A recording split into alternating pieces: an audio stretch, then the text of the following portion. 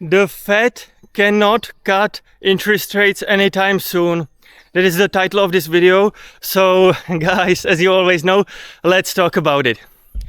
First of all, the newest Trump's administration policy about the tariffs. We have to understand tariffs are basically a sales tax on imported goods, and as such, tariffs will be inflationary in nature. A lot of things, not everything necessary, but the vast majority of things will go higher in price. One thing that no one speaks about and that you won't hear on the legacy media is the fact that, generally speaking, sales tax or a tariff, which is a sales tax on imported goods, are usually seen as a tax on poor people. People don't usually talk about this, but that's how it is.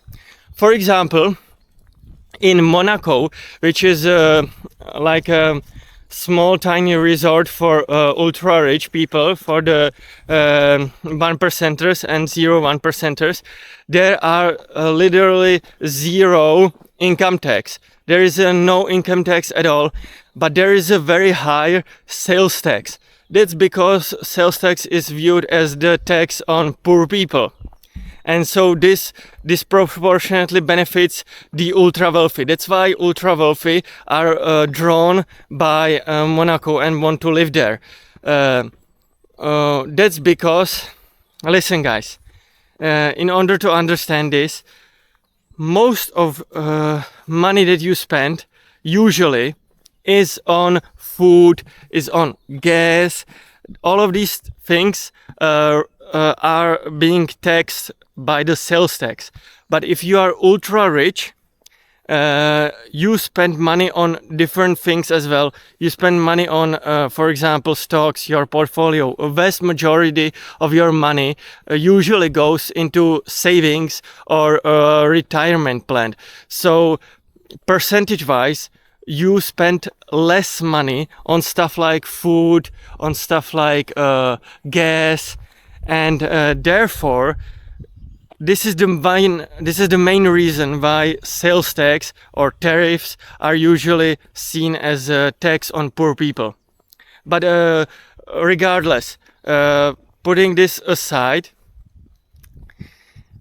the second policy of Trump administration that is going to be inflationary in nature is the tax cuts. The tax cuts will be inflationary in nature because everybody will all of a sudden have a little bit of more money. They will have a little bit of more money. And so there will be more money in circulation amongst everybody.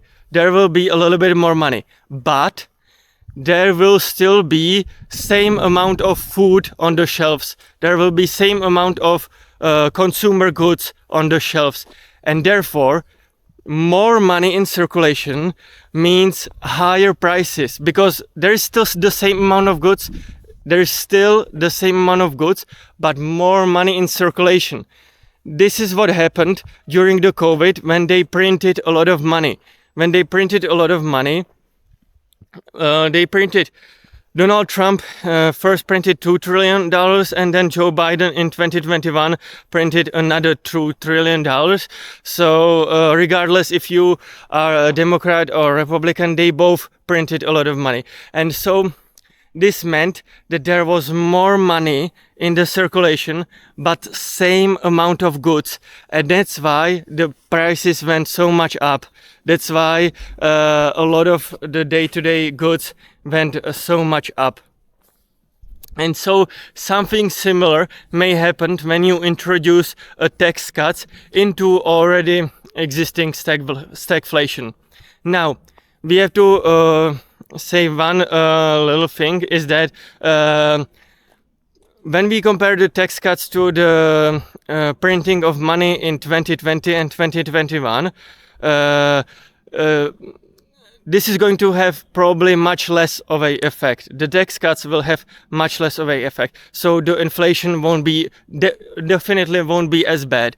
I just want to mention that so that you don't jump on me in the comments. I just wanted to mention that. it's definitely going to have a less of an impact, the tax cuts, on the inflation. Third of all, this is extremely important so that you understand. I cannot stress enough how important this is. You have to understand that governments, all governments around the world, all governments are reactionary in nature. They are reactionary. They are not proactive. They are reactionary. In other words, they always, every single government around the world waits and see and then react. Wait and see and then react. That is true not just for monetary policy, but from a lawmaker's perspective as well. When it comes to regulations, for example, if you find out that some food is poisonous, then it first usually poisons a lot of people, and then after that the government implements a new regulation, new policy, says no to this type of food, or for example.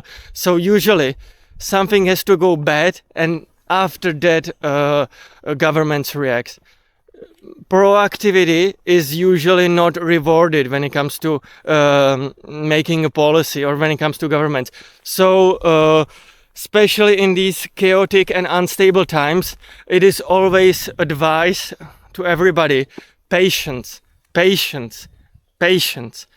Everybody's going to wait and see, and that is good. You don't want some crazy, chaotic, proactive bureaucrat that's going to basically fuck up your portfolio. You don't want that. In general, you always want patience, wisdom, patience, wait and see. So in that regard, the Fed will most likely wait and see, and they are not going to be proactive. They are going to be reactive in nature. And in general, that is what you want from your bureaucrats. That is actually a sign of someone who understands what he's doing. So bringing this home back, trying to conclude everything we just learned today, we have to understand that the Fed is in a tough position right now, and we will most likely not see any cuts soon. And with that being said, I hope you enjoyed this video. You can check out all of these videos around here, there, and everywhere. And as always, make sure to smash that like button, make sure to smash that subscribe button, and I will see you in the next one. Bye bye, bye bye, bye bye.